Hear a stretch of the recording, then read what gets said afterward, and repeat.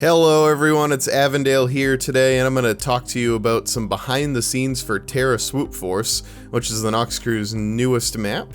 Today I'm going to talk a little bit about Dr. Barney and sort of how he came to be. So if we take it all the way back to the beginning, we knew that we wanted to make an Elytra map pretty much the day the Elytras came out. When we decided we needed to have it a story, we wanted to make sure we had a nice punctuation mark at the end of it, a big exclamation point, to give you basically some sort of reward for finishing the challenging tunnels that we were going to provide. So Noxite got to thinking and got to writing the story, and we pitched the idea of, you travel to the center of the earth, which is what the map ended up being. And we thought, why are they there? Well, they're following a bore drill, but the bore drill's stuck. What if you found a person there? The original idea for the person was, I'll paraphrase from Noxite's idea as much as possible. You go down there, you find a guy, he's still alive, he waves his hands and arms around as he's talking for a bit to make him look alive, and then he does something and everything blows up. I said, okay, that sounds like an interesting idea, but I'm going to take it one step further. And he said, what do you mean? And I said, I am going to do a lobster helper. And Nox said, what is a lobster helper? And to this day, he still hasn't watched any of my lobster helpers videos, but if you run over to my channel, we'll throw a link up on here for you. There are a few different videos of me building what I called lobster helpers, which were armor stands wearing the Zoidberg head on it, so they looked like me. And they would perform different actions for you, like one of them placed down redstone dust, one of them actually was a chef and he cooked you dinner. I was just playing around with different ways to do AI, and I knew that I wanted to do something more scripted, I guess, with Barney, but use a lot of those concepts. So I talked a lot in those videos about how those different concepts worked, but we are actually going to watch the Barney sequence right now so I can talk over it a little bit and see what happened. One thing we should talk about before we watch this sequence is how Barney actually moves. While the timing of his movements are controlled by a module that I'll talk about in a second, he actually always has the potential to move. His movement is controlled by a tag, either telling him to walk or not to walk, and his walking animation and teleportation, to make it look like he's actually walking, will continuously run and will only be active when he holds that tag. Barney is designed to move in the direction that he's facing, which is how I was able to get him to realistically walk around the bore drill.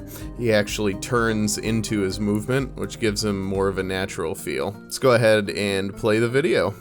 So the first thing we ought to talk about is how we did the different textures. I went to Arsenic when I told him what my plan was, and we had to listen to the voice file that Lewis had given us. He's one of our game show commentators, if you didn't know. And we listened to it and we said, hey, he's going to need a few separate animations. So what we're going to need to do is provide him with a face that is just still, not doing anything, a face that shows him talking, a face that shows him laughing, and then a face that shows him crying.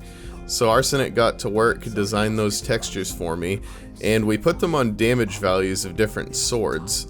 So what you can see here is how he is just a normal armor stand, but it's wearing a sword on its head. That sword changes damage values whenever we need to change his emotion, and if we take a look at the other two screens now, we'll actually be able to see what's happening. Now the screen on your bottom left is going to be doing the timing of the whole sequence. You'll see that redstone block move just across to the right. There is a timer that Barney has on him all the time that counts up from 0 to somewhere around 4,800, 4,900 ticks. That's the entire length of the sequence. I have separate commands in each of those strips that will run based on a timer. And the reason I broke the commands up into strips like that was so it was easier for testing and it would stay in sequence a little bit better, especially if people lagged out or logged out of the map and came back in. We take a look at the bottom right hand corner of your screen. Those are his emotions modules right there. Well, watch right now, he's gonna laugh a little bit. You'll see it flash back and forth. You'll see it flash over to crying. If you're actually able to read those signs as well, you can see exactly what he should be doing at those separate sections. So now Barney has his Noxcrew suit on because I was the one who threw my suit to him. And we can see here in the top right hand corner what the actual suit entails. A lot of people have been asking how we did the wingsuits, and this will give you a pretty good idea right here. The Elytra wings take up the chest plate slot on your armor, and I have to give full credit to Skyo for figuring this one out. If we were to take a look at the individual pieces of armor, you would see that the legs actually cover the entire chest. The Elytra is just an Elytra, nothing else, and then your hands hold dyes or glowstone dust depending on what rank you are, and they actually put the sleeves up your arms, which is why they not only render on the player, but on Dr. Barney as well. So for Arsenic to get the textures working correctly for this, we actually had to have a version of all 4 of those animated textures for every single suit that could possibly be worn. So that means there's a total of 16 different Barney textures hidden on that sword. We'll take a look at some of the animations here because they're kind of crazy as well. Last thing I want to mention is how important it is in a sequence as complicated as this to do everything in modular units. Instead of having to make Barney laugh manually in every timer, the emotions that we've been watching in the bottom right hand corner of the screen will just trigger the preset animation. There's an animation to make him laugh when he's walking or not walking so it doesn't interfere with the other animations that would be forced upon him. And for every animation that I have, every emotional state, there's an option for either while he's moving or while he's not moving.